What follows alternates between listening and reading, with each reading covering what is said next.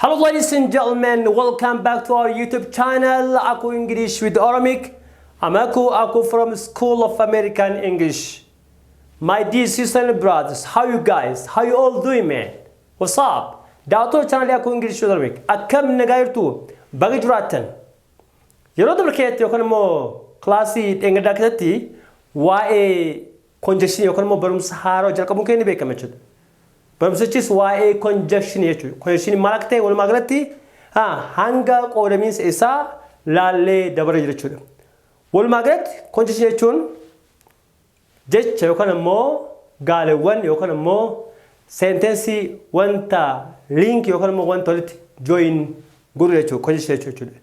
Okay, jecha gaaleef gaalee ciroof ciroo himaaf hima kan walitti link godhu yookaan immoo walitti join godhu kan yeroo baay'ee itti fayyadamnu maalidha? Conjunction jechuudha. Yeroo dabarkeetti conjunction bakka sadii qoodnee jira yookaan immoo conjunction Ingiliffaa bakka sadii qoodamu. Tokkoffaan coordinated conjunction, lammaffaan correlative, sadaffaan immoo subordinate jennee qoodnee jira jechuudha. Kanaaf guyyaadhaa conjunction tokkoffaa laala jechuudha. Conjunction tokkoffaa kenna maalidha? It is coordinating conjunction, okay? It is coordinating jechuudha. It is coordinating. What is coordinated conjunction? Yookaan immoo definition isaa maal? Coordinating conjunctions are an essential part of writing. Coordination conjunction kuni is a party yookaan immoo jechoota writing keessatti baay'inaan kan itti fayyadamnu jechuudha.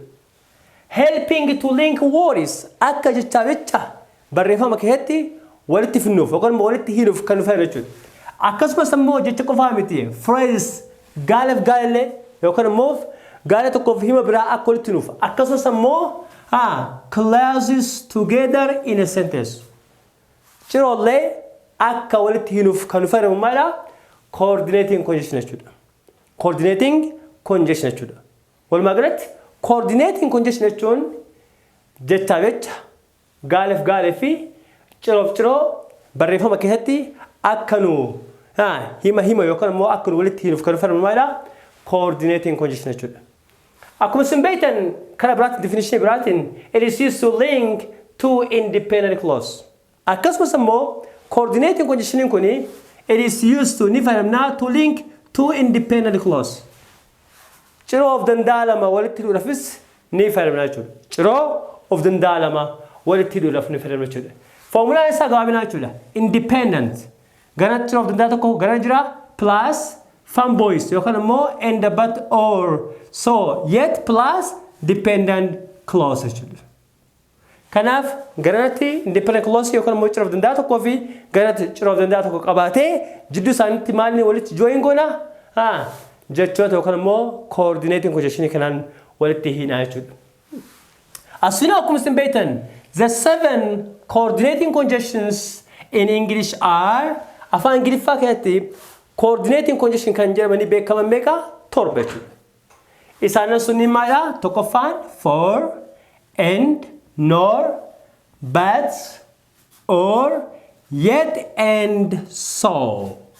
They are also known as fun boys conjunction. Fun boys conjunction. Akkasumas Ingiliffaa keessatti maal jedhamee beekama yookaan immoo conjunctioniin kun maal jedhamee beekama? It's a fun boys jedhamee beekama jechuudha. Fun boys.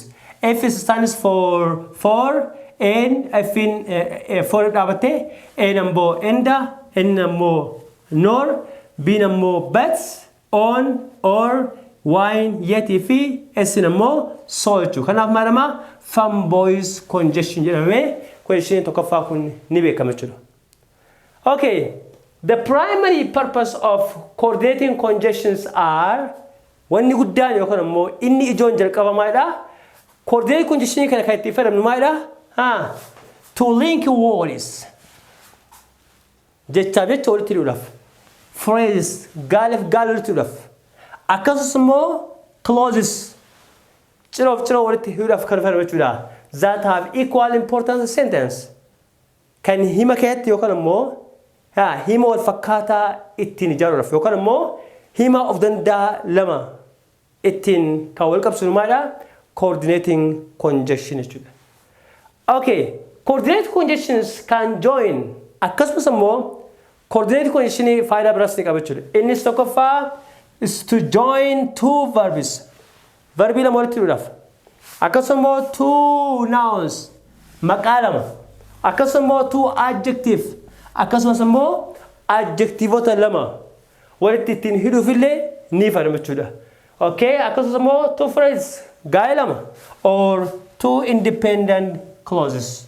Akkasumas immoo gaalee of danda'a lama walitti hidhuudhaaf yookaan walitti join gochuudhaaf baay'ee itti fayyadamuudha. Okay, kaitaanu here are some examples of coordinating conjunctions used in English grammar. Grammar keetti yookaan immoo afaan Ingiliffaa keetti faayidaawwan fanboys yookaan immoo faayidaawwan coordinating conjunction mee maal akka ta'an haalaallu tokko tokkoon. Tokkoffaan for. What is for used for? For in my firm. For is used to indicate a reason. For in kait firm mala reasoning. Sababa fechuudha. Reasoning mal sababa waan tokko jechuudha. Or we can say that reason or kalmo cause. Wanti tokko irraa ka'u jechuudha. Cause sababa isaa jechuudha. Or show reason. Walumaa faayidaan for mala to show a reason jechuudha. Sababa fayyadamna jechuudha. Fakkeenyaaf I am studying for the reason. I am studying for the reason. Okay, I'm sorry. Okay, I am studying for the exam. I am studying for the exam. Malif kota? What do you study? Cause I am studying for what? For the exam. Qormaataaf qo'adha jechuudha. Sababa qo'atuuf dubbataa jira. This is what? It's a reason. Example 2. Example number she went to the store. Magazine yookaan immoo supermarket yookaan immoo suuqii deemte jechuudha. For what? For she needed to buy some groceries. Wantoota dhugan tokko wantoota barbaachisaa tokko bituudhaaf ees deemte suuqii deemte jechuudha. Kanaafiyyuu for what? Maaliif store deemte? Akkas ta'uuf. Kanaafiyyuu maal fayyadamna? For jechuudha. Kanaaf for jechuun gaa'ela mala to show a reason jechuudha. Lamaffaan end. Endaan afaan Ingiliffaatti baay'ee barbaachisaa jechuudha. And is used to connect two or more similar ideas. Faayidaan enda idea lama yaada wal fakkaataa lama walitti hidhuudhaaf yookaan immoo walitti connect gochuudhaaf fayyadamna jechuudha. Fakkeenyaaf I love to read and write. I love to read and write. Dubbisuu nan jaalladha akkasumas immoo write barreessuu nan jaalladha jechuudha. Or John likes to play soccer and basketball. Soccer and basketballs are what? They are similar ideas. She is smart and beautiful. Smart beautiful. To express or to connect what? Two or more similar ideas. Idea to coffee, idea lamafi. Lama ol walitti hidhuudhaaf fayyadamna jechuudha. Sadaffaan immoo nor. Sadaffaan nor. What is nor used for? Nor fayyadamna jechuudha. Nor is used to connect two negative ideas. Or sometimes it is often used in negative sentences or phrases. Nor kan itti fayyadamnu is used to connect two negative ideas. Yaada walii faallaa lama. Okay, kan itti fayyadamnu maayidha? Nor jechuudha. Wanta walii faallaa lama jechuudha. Or it's often used in negative sentences or hima negative hima diddaa ka ta'e keetti yookaan immoo gaala diddaa keetti fayyadamu jechuudha. Fakkeenyaaf she doesn't like coffee or nor tea. Burallee hin jaalatu shaayillee hin jaalatu jechuudha. She doesn't like coffee nor tea. Coffee lee hin jaalatu tiilee hin jaalatu jechuudha. Yookaan immoo shaayillee hin jaalatu jechuudha. Kanaaf yaada wal diddaa lama yookaan immoo yaada walii faallaa lama jechuudha. Akkasumas immoo I don't like pizza nor pasta. I don't like pizza nor pasta. Pizza leen jaalladhu pasta leen jaalladhu jechuudha. Lameen jaalladhu jechuudha. Gaafa nooni wal qabate wani sun lamaan ta'uu jechuudha. Fuulduratti baranne waa'ee neither noridha wajjin deema. It's none of them jennaan faayidaa isaa itti dhufna jechuudha. Waa'ee correlative conjunction keetti waa'ee neither norin baranna yeroo isaa itti dhufna jechuudha. Okay. Afraffaan ammoo is bets. I'm sorry. Okay, so I don't like pizza nor pasta. Pasta len jaadhu, pizza len jaadhu. Walumaa galatti yaada olii faana lama walitti hidha jechuudha. Kan itti aanu ammoo afraffaan is bets. What is bat used for? Bati maaliif fayyadamna?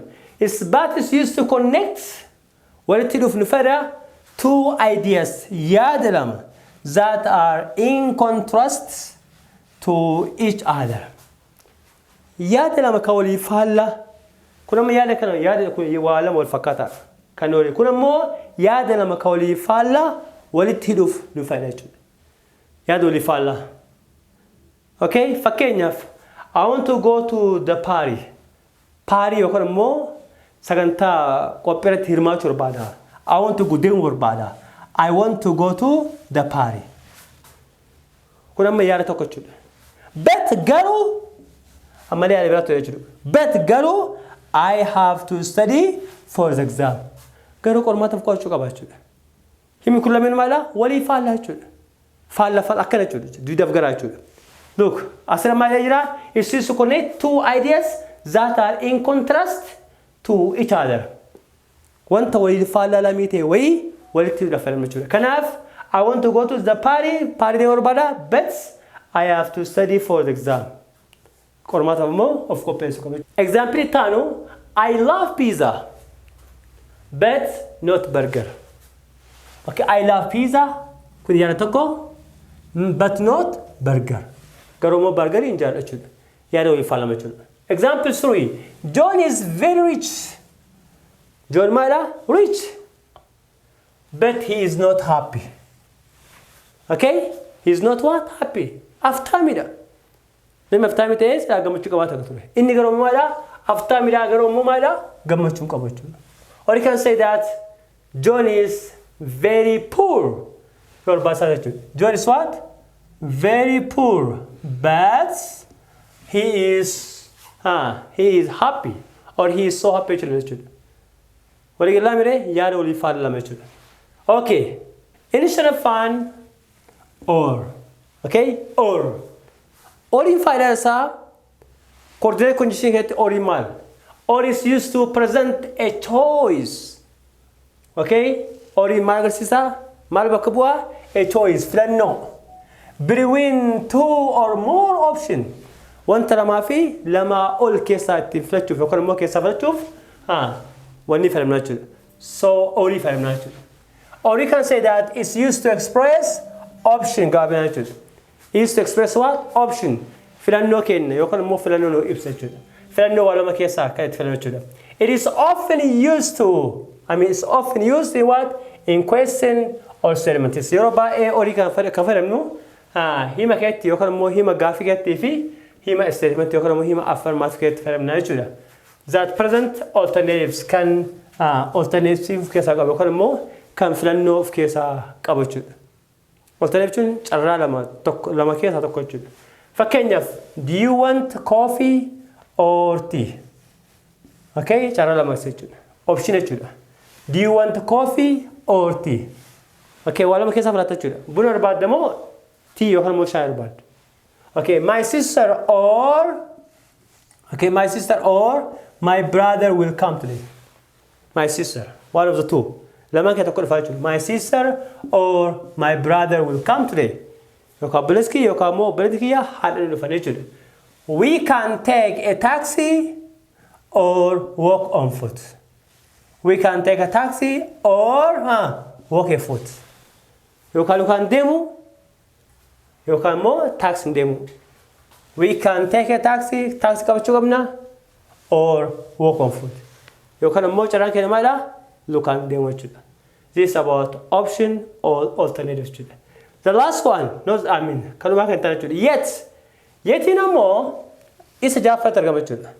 Yet is used to indicate a contrast. Okay, yetiin faayidaan isaa guddaan contrast yookaan immoo yaada faallaa ta'e or contradiction. Wanta walii faallaa ta'e, wanta walii fakkaatu jechuudha. To a previous statement is hima dabreen ka walii fakkaan ka walii faallisu itti fayyadamu jechuudha. Hima dabreen yookaan immoo hima barreeffamee dabreen kan faallaa fayyadamna jechuudha. Fakkeenyaaf She is smart, yet she struggles with math. Okay? She is smart. Smart cimtuudha. Yet hangammat cimtu taasuu lamaadha. Hangammat she struggles with what? With math. Barumsaan cimtuun deetullee hangammaa maatisii waliin gala jechuudha. Maatisiin qabsoo jira jechuudha. She struggles with what? With math jechuudha. Maatisiin hagammaa akka dhibutti jechuudha. Example 3. He worked hard. Sirriitti dalagee jira. Yet hangammatti yeroo maan taane he failed exam. He worked hard, yet he failed exam. Jabaatee dalagee jira, sirriitti dalagee jira, garuu ammoo qormaata dabree jira jechuudha. Kaitaano, she won't have sent the email yet. Okay? She won't have sent the email yet. Email hagamma maan goone hin ergine jechuudha. Yeroo baay'ee afaan grammar keetti yookaan immoo present perfect keetti yetti ni fayyadamna. Garuu yeroo baay'ee yetti godheessu dhufa hima keetti dhumara dhufa jechuudha. Yet. Okay? Dhumara dhufa jechuudha. Okay. Shall I go there? Okay. The next example afalfaa. My mother has bought a new dress. My mother has bought what? A new dress. Haati qamisii haaraa bitte. But she hasn't worn it yet. Okay? Yeroo baay'ee dhufa dhumara jechuudha. But she hasn't worn it yet. Garuu hagamma maan goone hin uffanne jechuudha. Hin uffanne jechuudha. No tubachiisa. Yet is used in question. Yetiin baay'inaan gaafa keessa fayyadamna and negative sentences. Akkasumas immoo negative keessatti illee ni fayyadamna jechuudha. Yeroo baay'ee jechuudha. Okay, example. Have you called him yet? Hangammatti yaamne. Have you called him yet? Hangammatti yaamne. Alex hasn't finished yet. Alex hagamma maan goone hin xumurre jechuudha. This is about yet jechuudha. Kuni waa'ee maaliiti? Waa'ee yet jechuudha. Inni dhumaa ammoo so. What is so used for? So mun faayidaan isaa maal? So is used to indicate a result or consequence. Okay, so is used to indicate a result. Bu'aa waa wayii yookaan ammoo consequence jechuudha. Wanni sun miidhaa isaa jechuudha. Okay, waa wayii of keessaa qabu jechuudha. Result to indicate a result or consequence jechuudha. Fakkeenyaaf I studied hard, so I passed the test. Result in samal, yookaan ammoo consequence in samal. Bu'aan isaa jabaatee qo'ate akkasumas ammoo kanaafuu maal ta'ee jira? Dabree jira jechuudha. I studied hard jabaatee qo'atee jira, so I passed the exam. Qormaa dabree jira. It's a result jechuudha. Bu'aa jechuudha, firee jechuudha. Or she studied hard jabaatee qo'ateerti, so she got A on the exam. Kanaaf exam irratti maal argatte? Ergata jechuudha. This is a consequence yookaan ammoo a result jechuudha. Bu'aa ifaa jechuudha. The last one, example dhumaamaadha. He missed the bus. Okay? Basiin maal ta'ee jira? Jalaa dabre jechuudha. He missed the bus. Basiin jalaa dabre jira. Maal ta'ee jechuudha? So he was late for work. Bu'aan basiin jalaa tarumaadha. Hojiirraa araffatu yookaan ammoo barfatu isaa jechuudha. This all is about coordinating conjunction. Kun marti waa'ee maaliiti? Waa'ee coordinating conjunction jechuudha. Faayidaan coordinating conjunction kana qofaa miti guys. Kanaa ol baay'ee bal'aadha. Garuu ammoo xumuruu hin dandeenye jechuudha. Kanaaf toopikii barbaachisaa keessa bakka bara isin beeku qabdan yookaan ammoo barataan hundi beeku qabu jedhee itti amanuu qabadhee isin dhiyaadhee jira jechuudha. Yeroo taanu conditionii lamaffaa waa'ee correlative conditioning hanga walitti deebinutti nagaa yookaan immoo nagaa naa turan dhaamsa kiyya. Channel kiyya immoo subscribe, like, share akkanaa gootan asumaan kabajaan isin gaafadha ammas jechuudha. Jiraadhaa fayyadaa. Bye bye.